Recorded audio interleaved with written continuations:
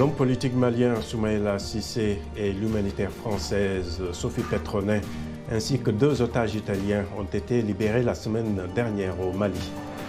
Ces libérations, qui constituent un grand soulagement pour les ex-otages et leurs proches, ont été précédées de l'élargissement de plus de 100 djihadistes condamnés ou présumés.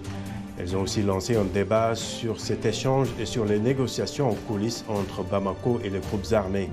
C'est l'un des premiers actes majeurs posés par le gouvernement de transition malien mis en place après le putsch du 18 août. Quelle lecture faire de cet échange de prisonniers? Pourrait-il ouvrir la voie à un dialogue entre Bamako et les groupes djihadistes ou galvaniser ces derniers? Déjà, une attaque a fait plusieurs morts cette semaine dans le camp de l'armée malienne. Réponse au cours des 30 prochaines minutes.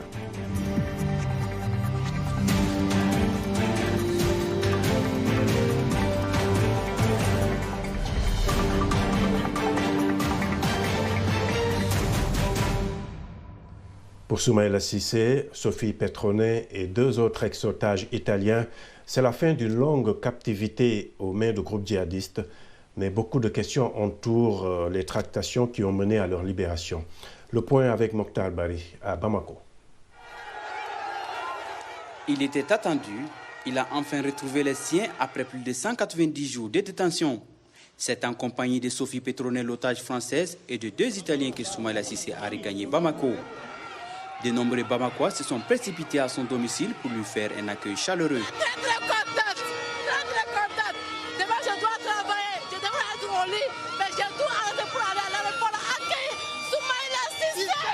Nous remercions le bon Dieu et pour avoir ramené Soumaïla pour ce peuple, ce grand peuple qui s'est battu. Après sa descente d'avion, direction Koulouba, le palais présidentiel où l'attendait le président de la transition, le vice-président et le premier ministre.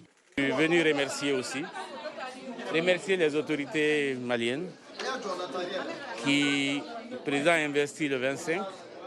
Le 26 déjà, mes ravisseurs m'ont appelé pour faire une vidéo comme signe de vie. Et le lundi 5, c'est-à-dire moins de 10 jours après, ils m'ont informé qu'on est libéré.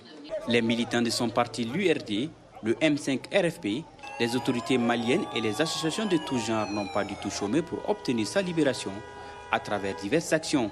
Quant à Sophie Petronet, elle a eu des mots de reconnaissance envers ceux qui ont poursuivi sa mission dans le nord du Mali alors qu'elle était en captivité. Je remercie les autorités maliennes pour tout ce qu'elles ont fait. Ce pays, j'y ai passé presque un quart de siècle dans le nord, pour soigner les enfants, la malnutrition, etc. Alors, pour le Mali, je vais prier, implorer les bénédictions et la miséricorde d'Allah. Notons que pour obtenir la libération de ces 4 otages, l'État malien a libéré plus de 200 djihadistes accusés d'implication dans des attentats au Mali, au Burkina ou en Côte d'Ivoire. Mokhtar Bari pour VOA Afrique, Bamako. Merci beaucoup Mokhtar pour ces explications. Pour le débat, nous avons 3 invités. D'abord 2 jeunes Maliens très actifs sur la scène malienne. Mon confrère, je dirais Sekou Tangara, journaliste à Africable Télévision. Il est en ce moment à Zérékoré en Guinée. Ici, dans l'État de Washington, précisément dans la ville de Spokane, nous avons Moussa Kondo, directeur pays de Accountability Lab, Mali. Et à Washington, la capitale fédérale américaine, Marc-André Boisvert, chercheur sur les questions sécuritaires au Mali. Merci à tous d'être avec nous. Je démarre avec vous, Sekou. Vous avez couvert les derniers événements au Mali. Après le soulagement, si on peut le dire ainsi, après la libération de Soumaïla Cissé et de 3 Occidentaux, comment est-ce que les Maliens réagissent aujourd'hui? Les Maliens réagissent différemment. D'abord, il y a une frange de citoyens qui pensent que c'est un éternel recommencement. Pour eux, c'est comme si on est en train de remplir un seau qui est percé par le bas, parce que quand on essaie de contextualiser, Tessalit, c'est un peu le théâtre des opérations avec non seulement la convergence des forces étrangères, mais également la présence de l'armée malienne. C'est là-bas que les terroristes sont traqués, C'est là-bas qu'ils sont souvent anéantis. C'est là-bas également qu'ils sont arrêtés et envoyés en prison à Bamako. Et si, après quelques mois, quelques années de détention dans la capitale malienne, ils refont le même chemin, cette fois-ci libre, pour revenir à Thessalite et être essaimés dans la nature, vous comprenez que pour ces Maliens-là, c'est un éternel recommencement parce qu'ils vont venir attaquer également, poser des engins explosifs improvisés, on va les mater. Donc c'est un peu comme le serpent qui se mord la queue. En revanche, pour d'autres Maliens, la libération de Soumaïla Cissé était un ouf de soulagement parce qu'ils pensaient que le Mali avait été humilié à travers cet enlèvement parce que dans la préséance protocolaire du Mali, Soumaïla Cissé n'est pas n'importe qui, c'est le chef de file de c'est une grande figure, ouais. Il a été enlevé au moment où il battait campagne. Donc pour beaucoup de Maliens, le pays avait été humilié. C'est comme si un ministre ou d'autres représentants des institutions avaient été enlevés pour montrer la fragilité, toute la fragilité de l'État malien. Donc, ils voient en cette libération un ouf de soulagement. Effectivement, Soumaïla Cissé, quand même, son enlèvement était assez spectaculaire. Moussa Kondo, certains estiment que c'était quand même un prix lourd à payer. On parle de 100 à 200 djihadistes ou présumés djihadistes qui ont été libérés. Bon, certainement, quand on est proche de Soumaïla Cissé et des autres otages, on voit les choses différemment. Et pour vous, comment est-ce que vous voyez cet échange de prisonniers, si on peut le dire ainsi? Merci beaucoup. Merci à tous ceux qui nous écoutent. Pour moi, comme mon frère Sekou vient de l'expliquer, ça dépend de quel bord on se retrouve. Mais quand on fait un regard depuis, comme on dit, depuis le balcon, pour voir les deux côtés, on se retrouve dans une situation très inconfortable. Dans le sens que depuis 2 jours déjà, on commence à avoir plus d'informations sur le profil de certains terroristes qui ont été libérés à travers cet échange. Donc, on parle pratiquement de 25 à 30 terroristes vraiment importants dans le dispositif des groupes armés et surtout des mouvements terroristes sur le terrain. Donc, qu'est-ce qui peut être la force, qu'est-ce qui peut être le retour de ces 20 ou 30 hommes forts du système ou de la logistique? C'est ça une question aussi. Et comme il a dit, c'est une question c'est-à-dire de l'éternel recommencement. Aujourd'hui, nous avions pu avoir, et là on comprend pourquoi la libération certainement avait dû prendre du temps sous le régime Ibeka que nous avons traité pratiquement de beaucoup. Non, parce que quand on met les deux poids sur de l'équilibre, voir est-ce qu'on va vers la libération des otages détenus, est-ce qu'on libère les 230 comme c'est une faute non officielle, 230 terroristes libérés plus près de dizaines de millions d'euros déboursés. La question est, est-ce qu'on est prêt à aller à ce niveau pour obtenir ce qu'on veut? Parce que demain ou après, quelle sera la logistique de ces groupes armés par rapport à nos armées, par rapport à la réalité sur le terrain? Oui, Marc-André, c'est vrai que la question de la rançon a été évoquée, mais peut-être qu'on n'aura jamais une réponse claire. Quel est votre avis sur la question? Et aussi, quand la France dit qu'elle n'a pas joué un rôle primaire, mais plutôt un rôle secondaire, c'était tout cela. Il faut voir que ces négociations n'ont pas commencé avec la junte, que c'est un long processus de négociation et que tous les acteurs étaient au courant. Il y a eu une intervention de plusieurs personnes, notamment d'autorités françaises, qui parlaient d'une connaissance, d'être connaissant de ces négociations-là, sans que la France ait reconnu un rôle. Je pense que ce qui est important de garder en tête, comme je dis, c'est que c'est un long processus qui a abouti.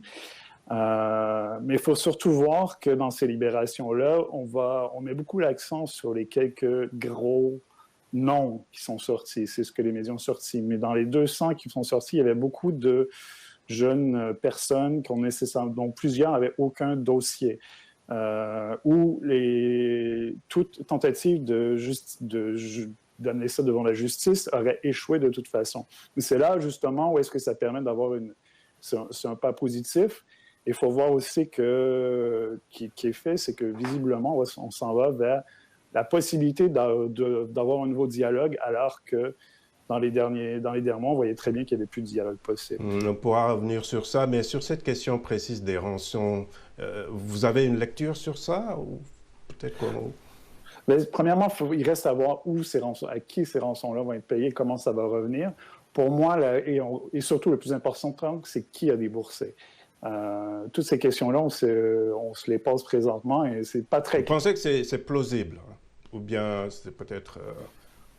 Il faut voir. Moi, personnellement... Personne ne va reconnaître avoir payé une rançon de toute façon, n'est-ce pas? Ben, comme ça s'est fait pour les négociations précédentes, quand il y a eu une rançon qui a été payée, on a réalisé qu'il y avait plusieurs émissaires qui se mêlaient au processus. Et ça jamais... Il y a beaucoup d'inclarité, disons, par rapport à cet aspect-là. D'accord.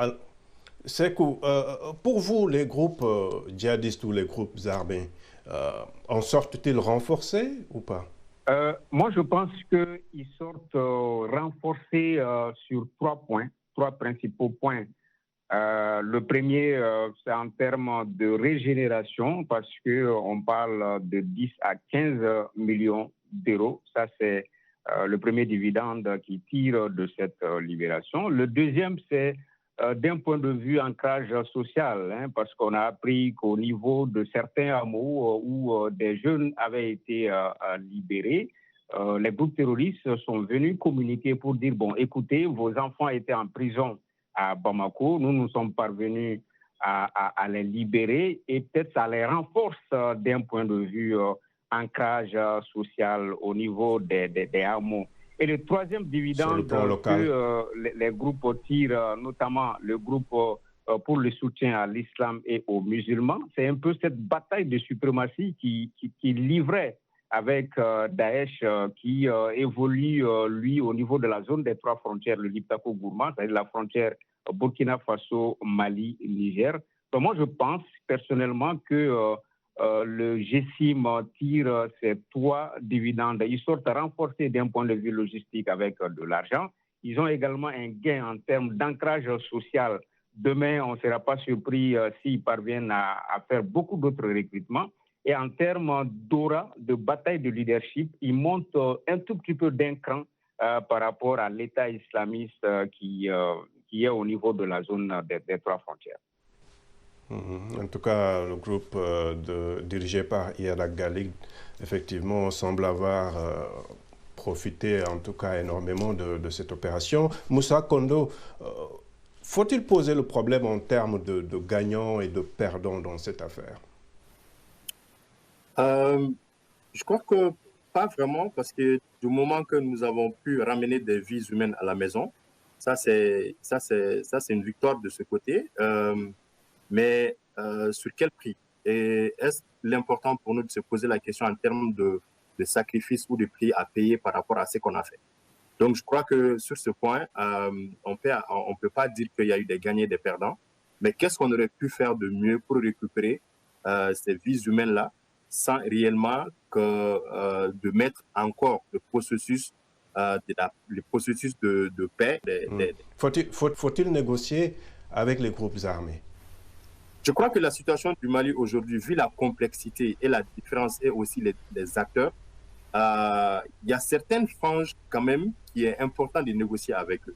Parce que d'autres, qu'on le veuille ou pas, ils ne seront jamais autour d'une table de négociation. Parce que ce qu'ils revendiquent, ça n'a rien à voir avec la paix, ça n'a rien à voir avec la religion. Pour eux, c'est le business pur et simple. S'ils arrêtent le business, ils vont disparaître.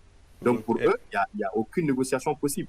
Mais les franges qui se battent pour autre chose, sur lesquelles il peut y avoir des points de convergence avec l'État du Mali ou avec les partenaires du Mali d'une manière générale, je crois que ça peut ouvrir, c'est peut-être une opportunité de commencer le dialogue avec eux et maintenant de voir comment trouver une solution aux autres qui ne seront jamais pour une négociation possible. Marc-André, et vous, le dialogue avec des groupes armés, ou ça dépend de quel groupe peut-être, non? Évidemment, ça dépend de quel groupe, mais moi je vais revenir sur ce que je connais plus, sur les forces armées maliennes.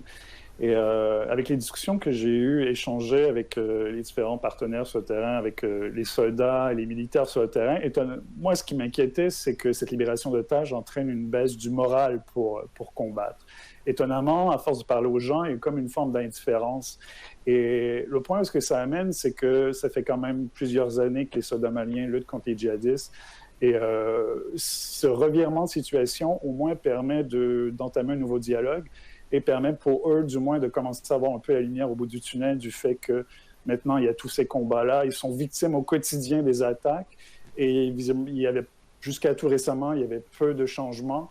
Et cette donnée-là entraîne un possible changement, peut-être un peu d'espoir pour eux. Donc, pour moi, c'est des jeunes dividendes assez importants. Pour le reste, il va falloir voir à long terme quels seront l'impact. Oui. Et si réellement il va y avoir des avancées, ou sinon ça va être juste une recrudescence et que ça ne va pas renforcer certains gros djihadistes par rapport à d'autres pour finalement revenir encore plus en force contre l'État malien.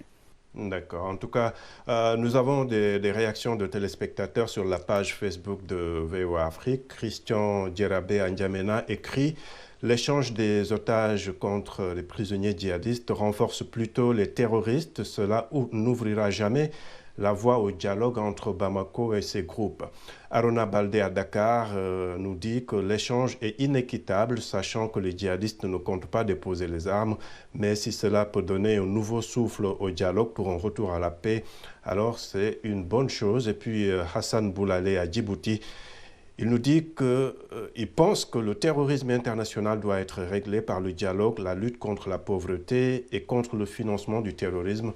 La lutte contre le terrorisme n'est pas que militaire. Voilà, donc quelques réactions. Merci de rester fidèle à VOA Afrique. Washington Forum revient après une courte pause.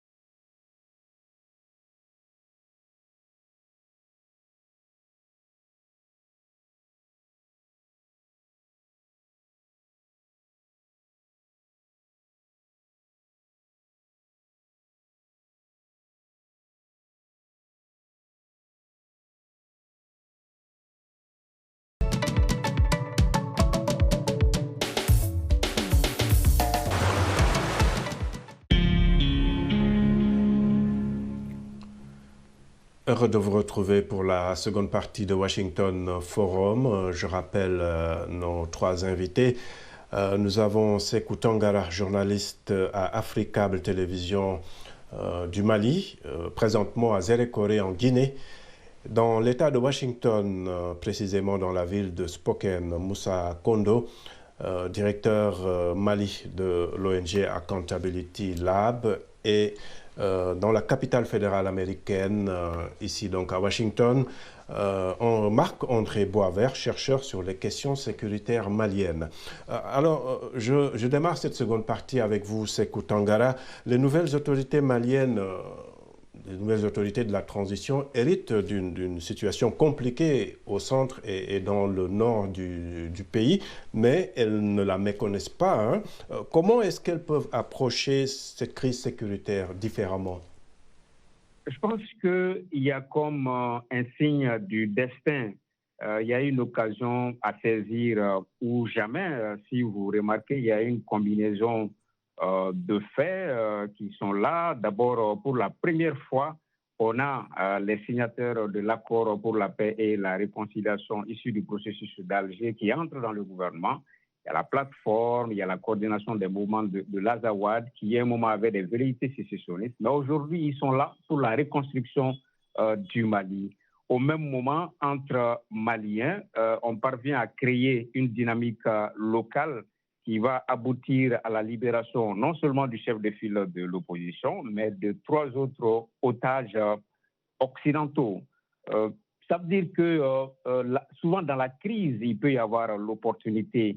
L'enlèvement puis la libération de Soumaïla Cissé doit être une opportunité et si on revient un tout petit peu sur l'interview que Soumaïla Cissé lui-même a accordée juste après sa libération, il a laissé entendre que lui, ses ravisseurs, par exemple, ils avaient 15-18 ans, c'était des jeunes, d'où la nécessité pour le Mali de tenir compte un peu de l'échec social dans les régions de Mopti, Tombouctou, Gao. Il a également laissé entendre que parmi ces ravisseurs, il y avait beaucoup qui avaient échoué dans l'immigration clandestine, qui avaient soit voulu se rendre à Maroc, en Espagne, en Europe, mais qui sont revenus. Donc moi, je me dis que le tout militaire... Un des téléspectateurs, justement, évoquait la question du développement. Voilà, c'était pour dire que l'opportunité peut-être pour les nouvelles autorités, c'est de ne pas s'appesantir sur le tout militaire, de voir également en termes de perspectives pour les jeunes désœuvrés, déscolarisés, pour qu'on ne puisse pas assister à des enlèvements, ensuite à des libérations. Je pense qu'aujourd'hui, tous les ingrédients sont là de façon positive pour qu'on puisse aller de l'avant avec l'entrée des mouvements de l'ex-rébellion dans le gouvernement et puis cette dynamique locale qui est enclenchée, qu'il faudrait vraiment capitaliser dans l'avenir. Et je pense que le moment est très, très, très opportun pour qu'on trouve des réponses endogènes définitives à la crise du Mali. Et justement, Moussa, parlant de capitaliser sur quelque chose, les manifestations qui ont conduit à la chute du régime d'Ibrahim Boubacar Keïta, c'est aussi la preuve d'un certain engagement de la société malienne. Sur la question sécuritaire, qu'est-ce qui peut changer selon vous? Qu'est-ce qui peut faire changer la donne avec la nouvelle situation? Merci beaucoup pour cette question. Je crois qu'elle est très importante parce que ce serait très maladroit de répondre à la situation sécuritaire avec une réponse sécuritaire. On l'a toujours dit au niveau de Akantilit Lab à travers nos programmes contre l'extrémisme violent, c'est de trouver un moyen de mieux créer des dynamiques au sein des communautés. Parce que tous ceux qui sont comme groupe, peu importe l'objectif final, que ce soit le business, que ce soit la religion, que ce soit l'indépendance, ils arrivent quand même à recruter au sein de nos communautés. Et ils recrutent qui? Les jeunes de nos communautés. Donc aujourd'hui, quelqu'un qui, avant, on savait que les jeunes, ils essayaient beaucoup plus de sortir, mais au lieu de sortir, s'il peut avoir les moyens, tout ce qu'ils cherchent à travers les groupes armés qui les recrutent et qui les payent, mais ils ne vont pas vouloir y aller. Du moment qu'il n'y a aucun contact avec l'État ni l'administration. Donc aujourd'hui, créer une dynamique pour faire en sorte que ces jeunes et surtout les communautés comprennent comment le développement va se passer, qui va apporter le développement et quand est-ce que le développement se passera. Donc ça leur donnera une idée, une visibilité étant chez eux de comprendre les dynamiques afin d'être engagés et comprendre. Donc si on arrive à travers cette approche à casser la chaîne de recrutement au niveau des groupes armés au sein des communautés, ça réduira plus la force, la force combattante de ces groupes-là. Et aussi, la gouvernance a un rôle capital à jouer dans ce processus-là. On ne peut pas vouloir engager les jeunes eux aussi, tandis qu'il y a un groupe ou une minorité qui détourne tout ce qui est bien destiné au développement, que ce soit local ou national. Et ces derniers mois ou ces dernières années, c'est ce que nous avons vu avec le régime. Et ce qui ne sera plus comme avant, c'est cette implication directe des populations par rapport à la gestion des affaires publiques. Et aujourd'hui, nous avons vu, quelques jours seulement après l'installation du gouvernement de transition, il y a les dossiers de 2 personnes qui sont revenus sur la table. Ces 2 personnes dont les dossiers se trouvent au niveau de la justice. Donc, quel qu'en soit l'issue, ça veut dire qu'il n'y a rien qui ne sera plus comme avant. Donc, pour moi, c'est une bonne manière, à travers une bonne gouvernance et l'engagement et la participation des citoyens, de comprendre qu'ils font partie du mécanisme et non contre le système. Donc, cela amènera à voir la chose comme pour eux-mêmes et non comme si je dois faire ça ou ne pas faire ça pour le gouvernement ou pour l'État. Oui, Marc-André, Moussa et Sékou l'ont évoqué, hein, on évoque souvent la question de développement économique et social pour lutter contre ces groupes, une manière de lutter contre ces groupes, entre autres. Mais comment investir dans ces régions instables si la paix et la sécurité n'y reviennent pas d'abord? C'est tout le débat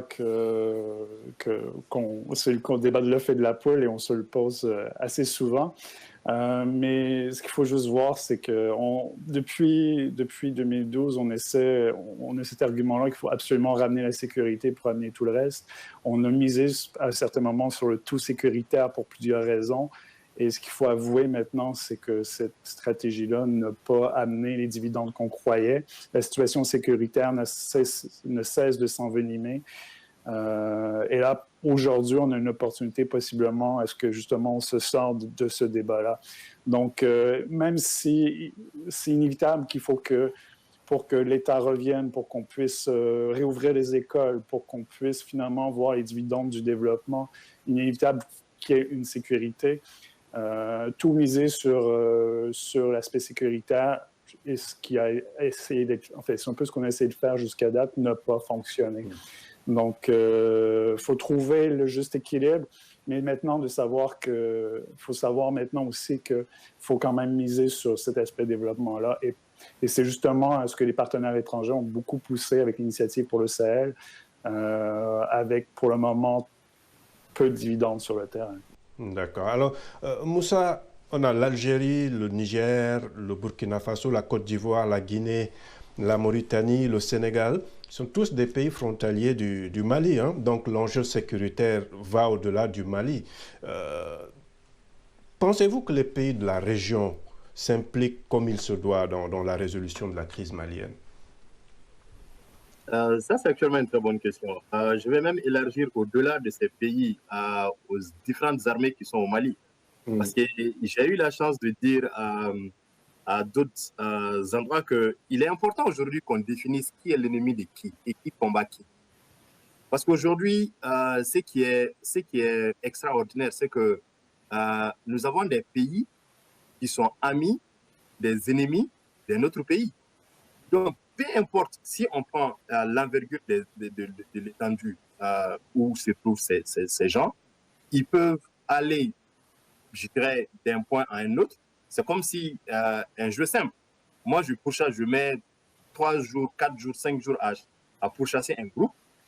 Et là où Marc-André doit l'arrêter et je ne sais pas, le mettre aux arrêts, le neutraliser, Marc le laisse passer parce que ce ne sont pas son ennemi à lui. Vous parlez des zones de repli peut-être. Vous comprenez, donc c'est mon ennemi à moi, donc pas l'ennemi de Marc. Donc du coup, c'est comme peine perdue. Et Marc aussi peut chasser quelqu'un jusqu'à devant ma porte, je le laisse rentrer parce que ce n'est pas mon ennemi, c'est l'ennemi de Marc. Donc il y a combien d'armées aujourd'hui qui interviennent sur le même théâtre d'opération? Qui répondent de quoi à qui? Si on n'arrive pas à répondre à ces questions-là, de dire aujourd'hui les forces Barkhane, c'est vrai, c'est une force qui couvre pratiquement beaucoup de pays, mais ils sont là pour qui et pourquoi? Ça, c'est une première question. Deuxième question, G5 Sahel, on sait qu'il y a une zone géographique qui a été donnée. Comment est-ce que l'intervention se passe? Les différentes armées nationales et les armées qui ne sont pas parties du G5 Sahel, comment coordonner tout ça pour qu'il y ait qui définir comme ennemi de la zone du Sahel? Ça, c'est une question. Parce qu'aujourd'hui, quand on prend la situation de la Mauritanie, c'est un autre cas. Et aujourd'hui, l'étendue, si on n'arrive pas à définir ces questions, et aujourd'hui, changer surtout d'interlocuteur. Parce que pour moi, le contexte évolue. Parce que la plupart des gens qui viennent au gouvernement au nom de la communauté, moi j'ai eu la chance de vivre là-bas, de vivre à Ménaka, de connaître réellement ce qui se passe sur le terrain. Il est important de changer les négociateurs autour de la table. Parce que la plupart des gens qui viennent négocier pour la fin de ces crises-là, ce sont des gens qui se positionnent plus. Qu'est-ce que je veux gagner après la crise? Malheureusement, j'aurais bien aimé qu'on continue cette discussion. Nous arrivons au terme de ce Washington Forum. Je remercie tous nos invités et à vous qui nous avez suivis. Vous pouvez retrouver cette émission sur notre site internet et sur la page Facebook de VOA Afrique. Je remercie tous nos télépartenaires. Je dois d'ailleurs signaler que Sekou Tangare travaille à Africable, qui est une de nos chaînes partenaires sur le continent. Je remercie toute l'équipe technique. À très bientôt. Au revoir.